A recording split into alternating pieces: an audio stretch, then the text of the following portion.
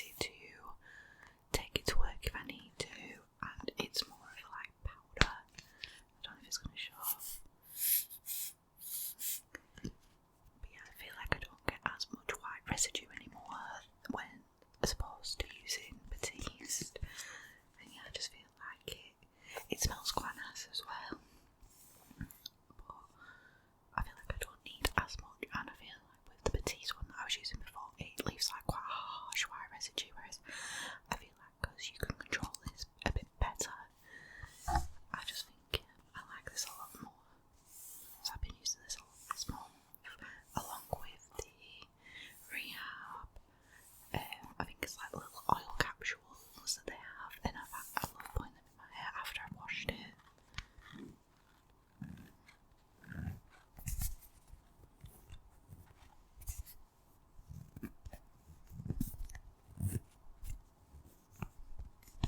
But yeah, I saw this recommended on TikTok, and I just thought I'd give it a go. I don't really like it so far.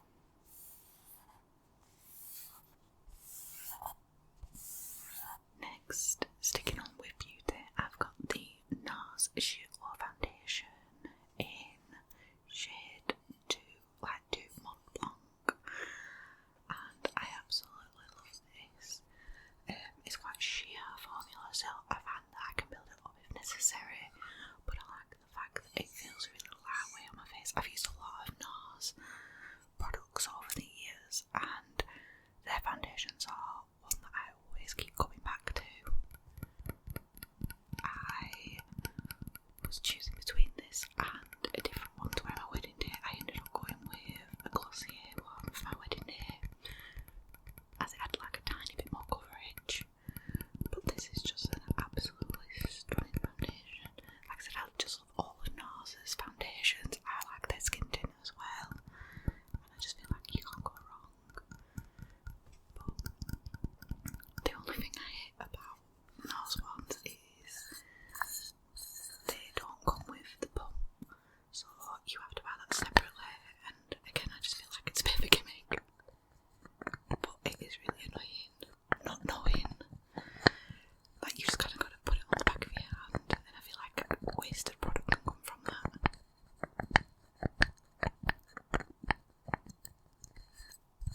So maybe I should just walk out for the pump.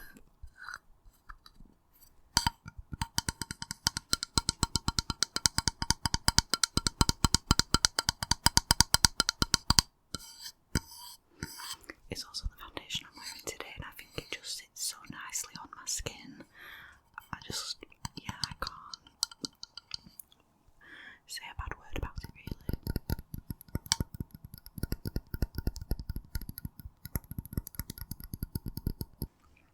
You'll probably be able to tell from my videos that I love a winged eyeliner. I've been wearing winged eyeliner for years. It's like the elder emo in me, and I go through phases of wearing it, not wearing it, and I think sometimes it's just down to me not being bothered to do it. But every time I wear a winged eyeliner, I'm like, why don't I wear it more? So the eyeliner I've been using is by Revolution, and I just find it's the one that draws me back every time, literally. And I feel like it just sticks and works well all day. I never have a problem with it running or anything like that. Like, sometimes I'll top it up during the day, but 9 times out of 10 I don't need to. And yeah, I just absolutely love it. I don't know if I'll be able to see. Yeah. I've tried like, I know Kat Von D, even though it's not her brand anymore, like KVD Beauty. I've tried their tattoo liner, and I didn't really like the applicator. I've tried more expensive ones. I've tried really cheap ones, like the ones in the, like the pots, right? And then it's got like the applicator separate to it. I just can't work with them at all. And it, like a pen, is just so much better for me personally.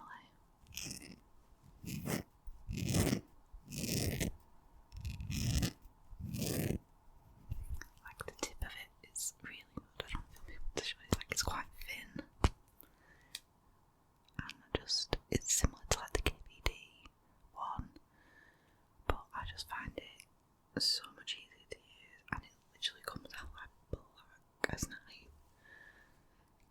it's only like a couple of pounds, which makes it so much worthwhile. And it lasts for ages. It's not one that I constantly have to go out and buy either.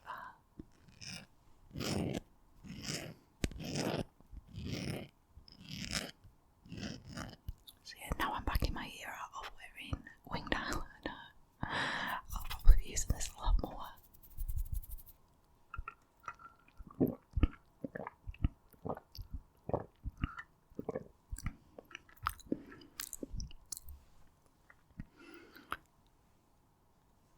Finally, on beauty, I have the Victoria's Secret's Vanilla, Orchid and Sandalwood body mist. It also said you can like a hair mist as well. And I absolutely love the smell of this. It's very sweet, but because it's got sandalwood in it, it's got like quite a smoky undertone. So it kind of cuts out a little bit of that sweetness, but you can still tell it's there. And I bought this on my honeymoon. It was one of the last things I bought at the airport at LAX, and I was just having a look around, wasting time basically before having to get on the plane. And I had bought Victoria's Secrets when we went to New York a couple of years ago, and I always forget how much I just love their sprays to just shove in my bag and just carry around.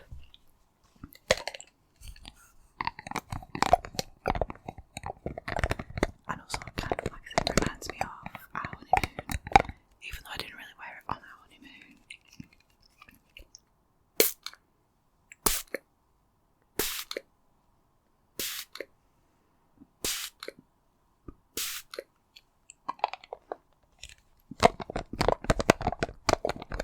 But yeah, anytime I wear this I just get so many compliments. I feel like it's perfect for like any season. It's not, like I said, because it's like sugary, but it also has that smoky undertone. It's lovely. And I just think for the price that you pay for these, like they are a bit more on the pricey side, but they last so long. Like I've got so many of these that I just shove in my bag and I feel like they last like a really long time.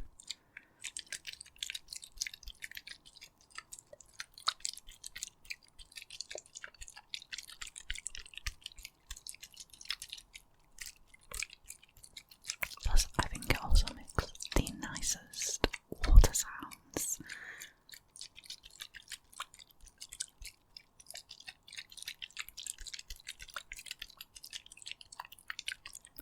So yeah, that's everything in the beauty category that I've been absolutely loving this month. Nothing crazy, just some like old favourites, but also some new ones I've been trying. And yeah, so next I have been playing a lot of Nintendo Switch. As I've mentioned in like a previous video, I did like a let's play for Animal Crossing with the new update coming out. Like I played just half an hour or so of building one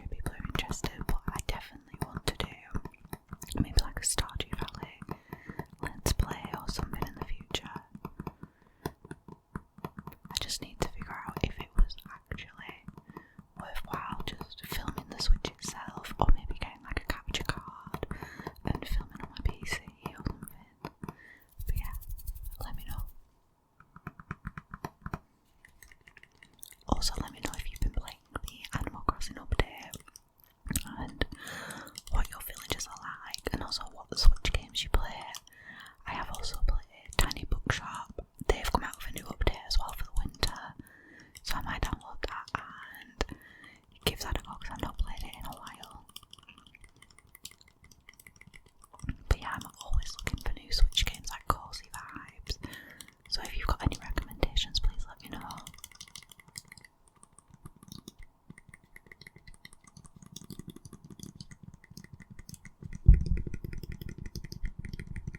I have also been watching The Traitors, the UK season.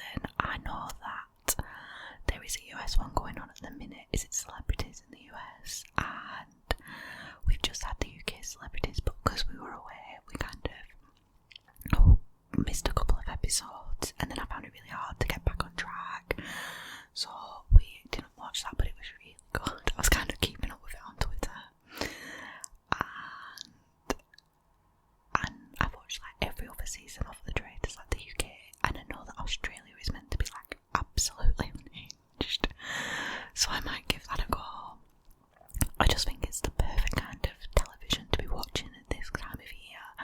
Like, it's a bit dreary outside and you just want to be cosy watching things, so I've been really enjoying that. And the final was yesterday as I'm filming this, because I'm filming it my favourites a bit early before the end of the month, just so I've got time to edit it and get it up. But if you've been watching, what have you thought about it? It was so good. I don't want to give spoilers away, but by the time you'll see this, it'll be a few times, but I'm a few weeks, so hopefully you've all got up or you know what's going on. But I'm so glad with who won. I felt like this year the Faithfuls were just not great. I was rooting for the Traitors the entire time. There were Faithfuls that I really did like I really liked Faraz. I just feel like he came so late in the game with his theories and stuff that it's almost redundant at this point. I really liked Gigi, it was really good, and then yeah, Rachel and Stephen were amazing. I thought they played an excellent game all the way through, and I feel like it's so hard to say here as someone who watches it and you already know who the Traitors are, so you're like, I wouldn't do that, or you can see signs that it's like, that's such traitor behaviour, why is nobody picking up on that? But it must be so difficult when you are in that environment and you don't know who to trust, but then you do want to trust people, but it's a game of not trusting people. I feel like the only people who should trust is the Traitors, but like Faithfuls will trust people with the most unabashed loyalty, and it's like you're here for yourself basically, and also to get Traitors out and be a Faithful, but it's just absolutely wild, and some of the reasons that they come up with why they don't trust people is crazy, so I would so recommend that. Like I said, it's just perfect television for this time of year when it's just after Christmas, everyone's trying to save money by staying in, and I just absolutely love it.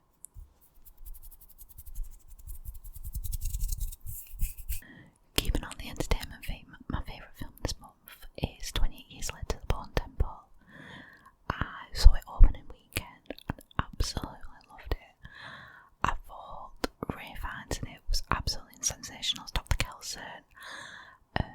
Jack O'Connell as Sir Lord Jimmy Crystal was absolutely insane. As someone who obviously is from the UK, the whole seeing him obviously, who his character is kind of like interpreting, because obviously when in this universe of 28 years, it's set at a time when people, like pop culture had stopped obviously carrying on, and things were obviously found out about celebrity, like a celebrity in particular, but obviously he treats him as this kind of like idol in a way, or who he dresses like and bases a lot of his like catchphrases and things like that off of. So it's wild as someone from the UK seeing that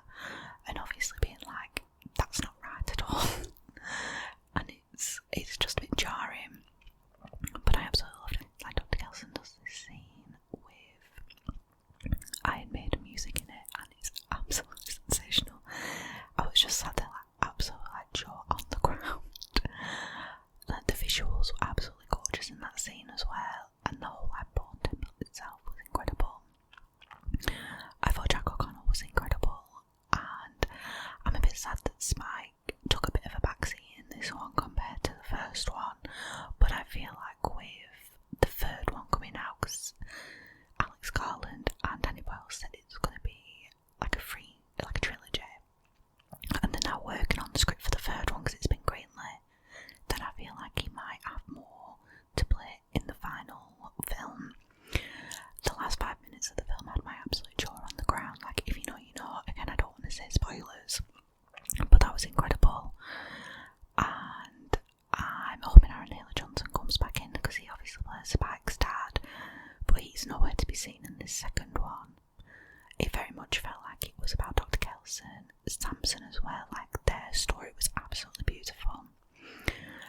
And obviously, like Sir Jimmy Crystal fighting off of Dr. Kelson in this world.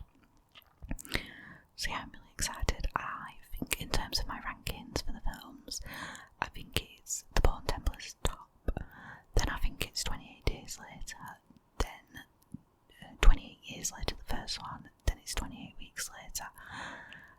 28 weeks later is like one I remember watching with my dad when I was younger a lot, and I absolutely loved it. But as I've rewatched it, I remember the opening scene is absolutely incredible, and it's just so like adrenaline pumping. But then I feel like it gives this like Hollywood treatment, especially with like the actors who are in it and things like that. But I do think it is a good film. I just don't think it holds the test of time compared to the rest of them. I also, like an honourable mention, watched The Ugly Stepsister, which has been nominated for the Oscar for Hair and Beauty, or Hair and Makeup, I think it is, at the Oscars this year, and that was really good as well. Very like body horror, obviously being a story that you already know, with it being obviously retelling of Cinderella, but it's told from the perspective of the stepsister. Was really interesting. Like I said, very body horror, very gore, kind of made me feel queasy at times, but that was really good. I want to watch more of like the Oscar nominated films this year, and we were gonna watch like The Substance won it last year for the makeup, and that was incredible as well. Like again, another body horror. Like horror this year at the Oscars has kind of swept the board. Like Sinners getting as many nominations as it did, incredible. Like that was one of my top favourite films last year, so I'm so glad it is getting the recognition, because I feel like at the Academy Awards, horror is a very overlooked category. So it's nice to see these horror films getting the recognition that they deserve. And obviously, as a big horror fan, I am all for it. So, music I've been loving. Sabrina Carpenter put out a song that she'd put on one of the deluxe vinyls, Such a Funny Way, and you could only listen to that song on the vinyl, but obviously people also uploaded it to YouTube and stuff so you could listen to it, and I absolutely fell in love with it, and I was so devastated that I didn't buy the vinyl that it had it on, but I'd already bought 2 copies of Man's Best Friend at that point. I'd bought the original and I'd bought the alternate cover with the black and white one, because I thought she looked absolutely stunning in that one, and I loved the split vinyl of it. And so I just couldn't justify buying another album.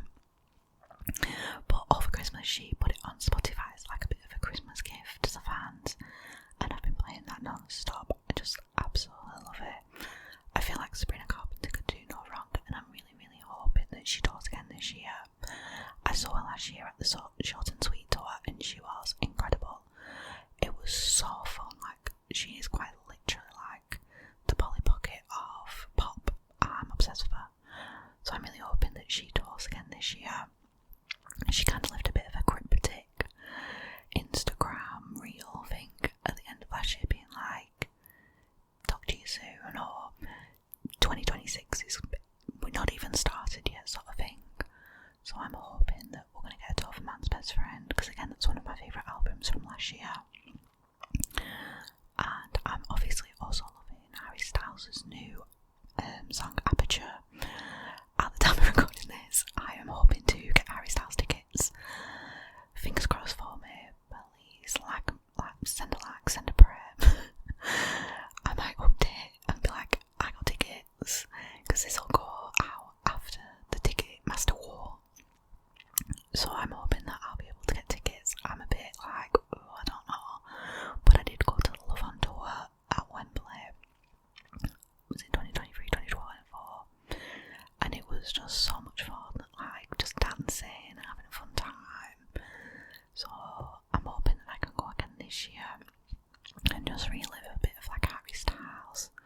summer tour again. I am a bit nervous because it's only 6 nights at London. I feel like he probably will tour maybe next year again with the album, because I think that's what he did for Love on Tour. So fingers crossed, but yeah, I'm ready to fight in the war for these tickets. But I'm just really excited for his album. Obviously that comes out in March, so I'm hoping that when I first heard Aperture I was a bit like, well, I'm not sure, because it's very synthy compared to what his other albums have been like, and I'm not like saying that artists can't change and adapt and whatnot, so I always reserve judgment, especially on the first listen. I'm like, I'm just getting the first feelings for the song, and I said to my friend, I was like, just give it another listen, just let it sink in, soak in, and the more I've listened to it, the more I am like, yeah, I do vibe with this, and I feel like it's going to be fun. So I'm already planning outfits for the tour. So yeah, fingers crossed please. Lastly, I've just got a couple of random favourites that I'm just absolutely obsessed with. So really randomly, I'm obsessed with the Chick-fil-A honey mustard sauce. I got this in America. I can't remember if I got it in December. It might have been December. I love Chick-fil-A and I love honey mustard. And I was trying to find just honey mustard that I could bring home, because we don't really have this in the UK, like honey mustard in general. And I've just picked this one up because I love the normal Chick-fil-A sauce, and I just thought, honey mustard, why not, we'll give it a go. And when I tell you I'm obsessed, it's a joke. I keep having like chicken wraps with this on it, and it's incredible.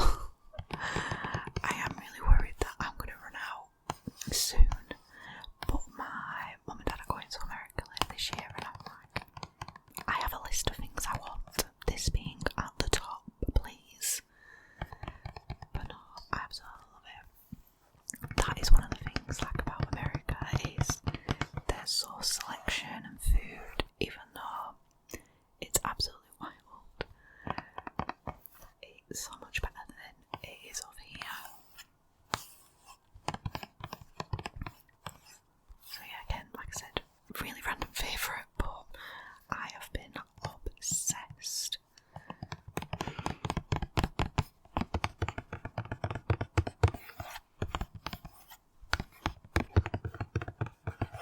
Lastly, I obviously have said in previous videos, I am a collector of dolls, mainly like horror dolls, but I grew up in the 2000s and brats were a massive part of my life. My mum and dad obviously got me loads growing up when I was younger. I feel like my brats are probably still in their attic and I need my mum to go and get them for me immediately. But since they've been doing reprints of like reproductions of like older dolls and things, and also newer dolls, I've been buying ones that I'm really like and interested in, or ones that remind me of my childhood. So I have quite an extensive collection. Again, maybe that's another video I can do showing off my brats, but this is my latest one. It is the Pop Stars Chloe. She's incredible. I absolutely love all the dolls in this range. There's obviously Chloe, then there's Sasha, Jade and Yasmin. I really like the Jade one, but Chloe was my favourite. She was my favourite growing up as well, was Chloe. That or Yasmin. And Sasha looks incredible. I'm just not a fan of her like shoes, but I really like her outfit, and her hair is incredible, like with the purple in it. I think she's obsessed. I feel like I'll probably end up getting all of them if we're being completely and utterly real, but Chloe is the one that I wanted like from the off. I might end up asking for like other ones for like birthday and Christmas, but yeah, I know it's probably silly to buy them, but I'm not being funny. I've got adult money. I can spend my adult money on whatever I would like. I need to find a really cool way of displaying them. I've seen people have like acrylic shelves for them and standing them on there. I'm also really deep into Brat's TikTok, and that's probably not saving me any money at all, to be perfectly real.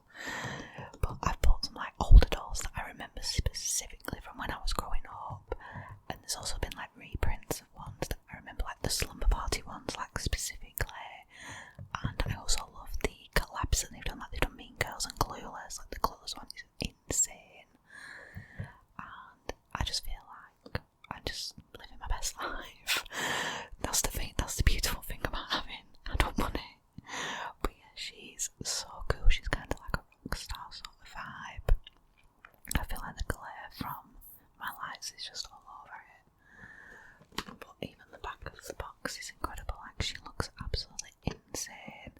I probably will take her out of the box. Like I said, I just need to figure out like a really cool way of displaying them. But I can do a video of all my Bratz dolls and things like that. Probably like, I might do my Bratz ones and also my horror ones, but like 2 separate videos. Yeah, I absolutely love them.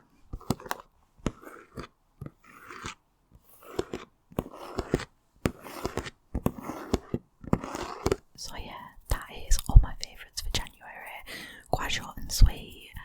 Not too many like films or TV shows, which I really do want to keep up with in 2026. I need to finish Fallout. Like, I need to keep up to date with that, and also I really want to watch Heated Rivalry. But I don't know whether to read the books or watch the TV shows first. I'm not sure yet. But I feel like the Heated Rivalry books I'm going to start in February, which will be coming in my February